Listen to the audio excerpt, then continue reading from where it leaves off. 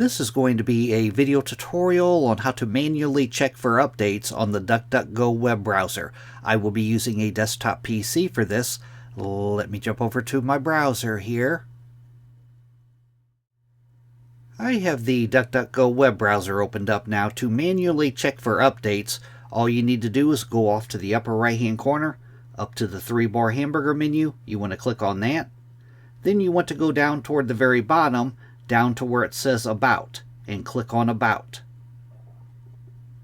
Now on this page that opens up, this is actually the settings page, and off to the left side pane I am on the About tab. That's where you want to be.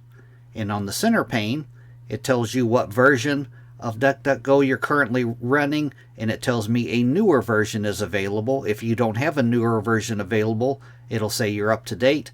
But for me, there's a newer version available, and I have a button here, Restart to Update. If I click on that button, it will restart my browser, and the update will be done. That is how to manually check for updates in the DuckDuckGo web browser. Thanks for watching.